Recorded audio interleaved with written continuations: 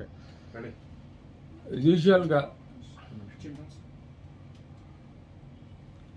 యూజువల్గా ఈ monkey pox virus అనేది హ్యూమన్స్కి యానిమల్స్ ద్వారా స్ప్రెడ్ అయినట్టుగా మనం చూస్తున్నాం as per the evidence based.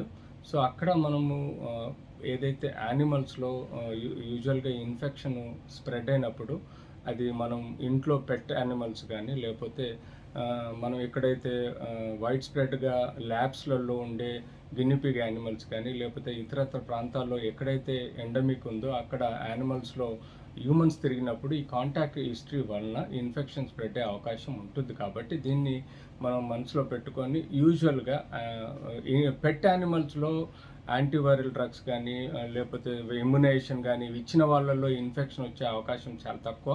కానీ అన్యూజువల్ ప్రజెంటేషన్ పెట్స్ వలన కానీ లేకపోతే ఇతరత్ర ల్యాబ్ రిసోర్సెస్ పెట్స్లో కానీ లేకపోతే కొత్త ప్లేస్ పోయిన పెట్స్ దగ్గర కానీ కాంటాక్ట్ హిస్టరీ తోటి ఇన్ఫెక్షన్ వచ్చే అవకాశం ఉంటుంది. కాబట్టి తగు జాగ్రత్తలు తీసుకోవాలని చెప్పడం జరుగుతుంది.